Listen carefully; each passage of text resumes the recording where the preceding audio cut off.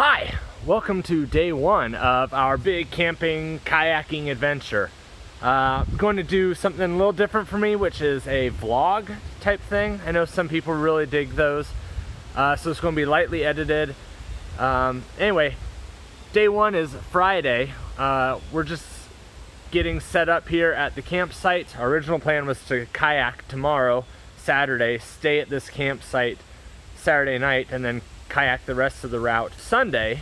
However, we decided, well, we will camp tonight and then get up early and go up to the kayaking spot where we're launching off, leave the tent here, and then come back. We'll camp, pick everything up, and then take it with us tomorrow when we leave, or Sunday, I guess. So anyway, right now bugs are everywhere. It's driving me nuts. I mean, it's camping, but these are like the devil bugs. Tent. My friend Seth, he might know from Unreal Weather.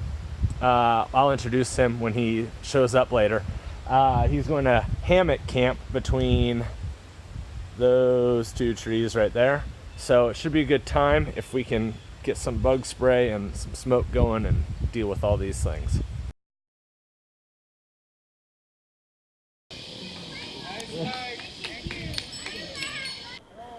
Hello. Pretty sweet.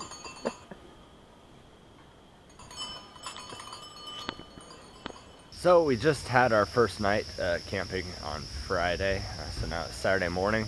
Yeah, I slept in the tent down there, and it was like I was sleeping on a bulge like that. So everywhere I went, my back was curved up like that, so that was pretty uncomfortable. And then we had some neighbors who were a little loud in terms of arguing and making up. Seth did his hammock. It rained on us, but not too bad. So now we're getting ready to go kayak. Hey, we are at the river. This is Seth. This is our gear. So we just got all loaded up, going into the Platte. We are up at North Bend, Nebraska. And so it's going to be about 38 miles back down to Two Rivers where we camped last night. And hopefully that'll take us about 9 hours if we're good. It's supposed to storm later on, so hopefully we can get there before that. Yeah, so we will kind of stop along the way and see how our progress is based on the chart that we have. The whole point of this trip is 1, to kayak, 2, to be outside doing stuff, but 3, to take pictures. Unfortunately, the sky is really cloudy right now, so hopefully we either get lots of fog for cool pictures or it clears up and we can actually get something worth watching.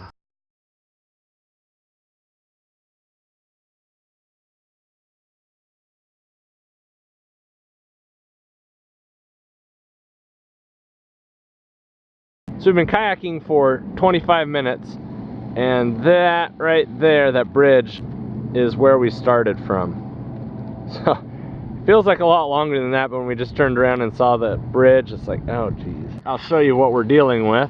We have to constantly navigate around sandbars, and I mean shallow. There's sand underneath here. Some places it's only like a foot deep.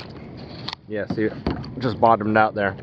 Anyway, that's what the Platte River is. It's a braided river, and it's so wide and shallow that there's sandbars just all over the place that you have to navigate around. And that's why this was never a viable option for any of the people coming west or anything like that.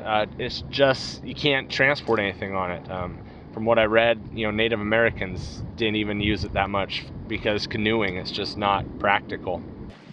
So we just stopped for our first break. We made it just a little over an hour, averaging about 4 miles per hour. So we're going, I guess, kind of what I expected.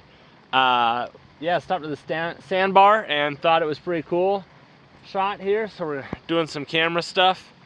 Otherwise, it's going great. My boat kind of fills with water because it's a sit on top boat. I'll show you. It's a sit on top boat, and so then you put these scupper plugs in, and that keeps the water from coming back up. Well, it also means that it doesn't drain, so I have to keep pulling the plug on them and draining the boat every so often. And so it's made my legs kind of cold with the breeze blowing off them and the water splashing over, but nothing to complain about. we're really enjoying the cloudy weather. It kind of makes it feel like more of an adventure, so it's a fun time.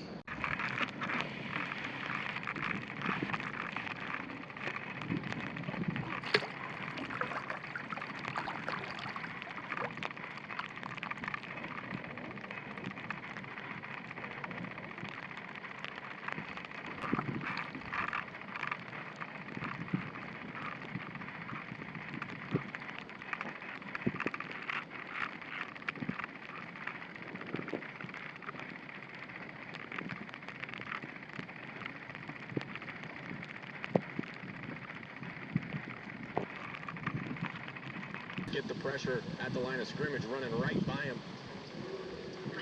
All right, huge third down coming up here. Nebraska just converted a big.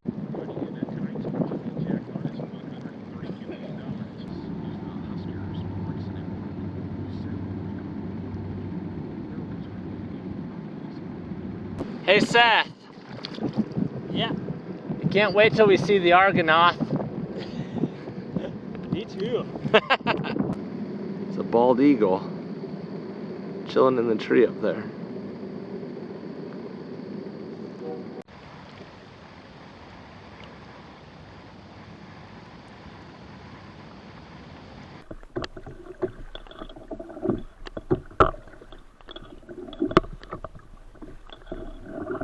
Oh, we made it to, well, our lunch stop.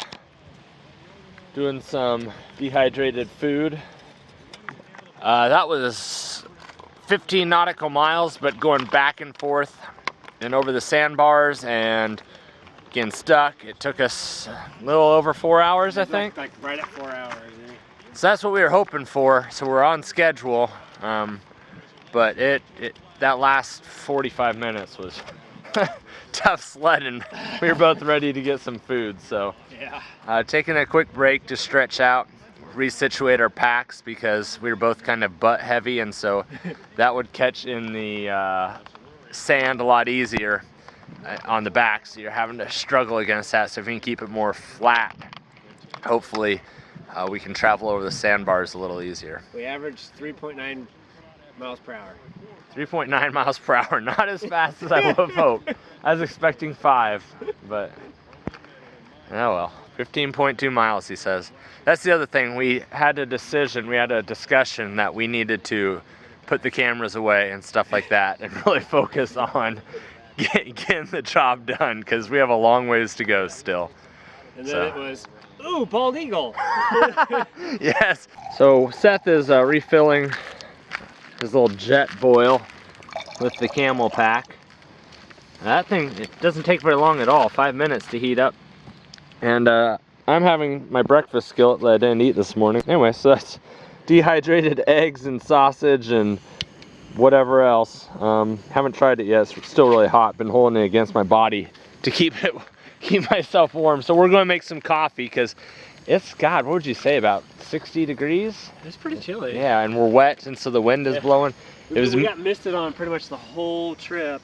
Yeah, hats were dripping off mist. And anyway, so we're going to try and warm up with a little bit of coffee and some hot food, and then we'll get going again, I guess. Had a late lunch at Hormel Park, and we are back on the river. Ready to go through under the bridges at Fremont. Giant wasps.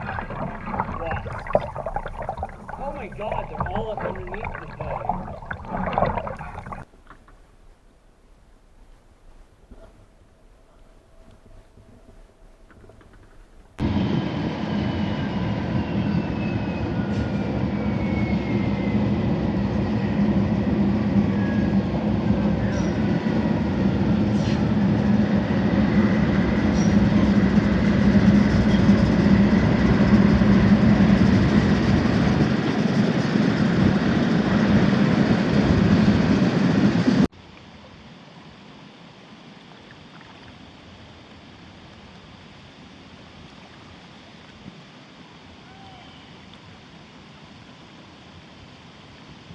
All right, it is 6 p.m. We just made it to the second landing. Took a short break, or second checkpoint. We have one more. This was 9 nautical miles and we made it in how much time? About 2.5 hours. Okay, so checkpoint 2, 2.5 hours, said 2 to 4 hours. So good time. This next one is 7.4 miles and they're saying 3 to 4. The last one was 9 miles. So might be a little rougher, I don't know, but it's getting dark. I said 6 p.m. The sun is probably setting soon. It's been cloudy, we can't see anything. Sorry, I have candy in my mouth to get some sugar, so sorry I have to deal with that. But we're just trying to get there before it gets too dark.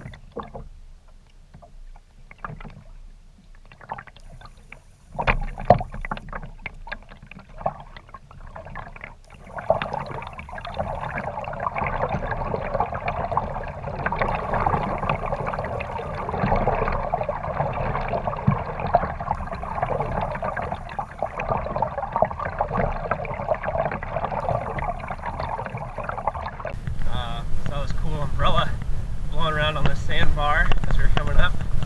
I'm gonna see if I can get it. Oh, it really blew a long ways.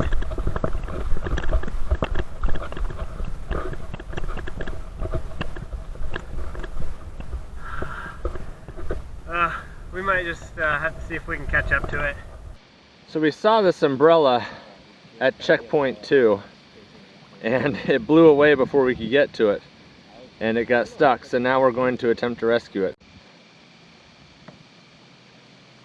The action is very intense. Seth approaches the umbrella. He frees it from its bindings. Patio umbrella! Oh gosh! Might need that tonight during the storm. I'm gonna see if maybe it'll pull me along. Oh, you suck! Oh, right to the rock. Yeah, the wind is behind us now. I got a sail kayak. Just let it go. Oh, can you close it? Oh my god, you can! Let's save it! Let's save it. Along the bank, to shore it up to prevent eroding, earlier on we saw just concrete everywhere and with like trees, and it's like, how did the concrete get there? Must have been so old before the trees came they dumped it over. Anyway, then it was tires, a whole bunch of tires, and now we're seeing people used cars all over the place. We're seeing all these junk cars that people dump over. I assume it's to shore up the land. I can't imagine it's just to get rid of a car. Maybe it's so old as an insurance claim back then, but there's another one right there. At this point, we realized that the storm was coming faster than expected. The sun was setting and we still had about 2 miles left in the hardest, sandiest part of the river, so we put the cameras away and pushed ourselves as hard as we could. It started raining around 8 p.m. and the sun finally set not much later. Lightning started rolling in several miles away at nightfall. Being on a river, in the dark, that has sand you have to navigate around, while raining, with lightning, and having just paddled 30 miles, is not a place we wanted to be. We were in such a hurry to get there that we didn't even stop to get our headlamps earlier. We couldn't get them out now because they were in dry bags and everything else in the bags would have got soaked. When we would hit a sandy spot, we didn't try to paddle through like earlier. We just jumped out of the boats and drug them, trying to crouch low and keep our metal paddles horizontal so they didn't become lightning rods. We were desperate just to get on dry ground. We flicked on the lights on our phones and constantly checked the map so that we knew when the bank of the campsite started. Finally, we hit the shoreline of the park, but there was no boat ramp, just a 4-foot-high cliff of broken concrete. With every stroke, we got further and further from our tent. Finally, we just said screw it. I hopped in the water, which went up to my stomach, and held the kayaks in place while Seth scrambled up the banks. He started pulling bags off to lighten the boats. Then we finally lifted them up and out of the water. Then we were faced with the prospect of porting our boats back a mile to the tent, fully loaded in the worsening storm. Seth suggested hiding them in the trees and just carrying the bags, so that's what we did. We went all grocery bag Hercules on the gear and carried it with our cramped hands, back to the tent. In an act of blind determination, Seth tried to set up his hammock and rain tarp for 30 minutes in an absolute downpour of cold rain, with lightning crackling directly overhead. He eventually conceded defeat and came in the tent, which was now pooling with water. Realizing that we wouldn't be getting any sleep, with 30 more miles of river the following day, we surrendered to nature and called someone to pick us up, while we huddled under an emergency blanket to stay warm. Thanks a lot for watching this vlog. We hope you enjoyed it as much as we did making it for you. If you did like it, please give it a thumbs up, and as always, so you don't miss out on anything else, please subscribe to the Flare Corp Media channel. Thanks a lot, and see you next time.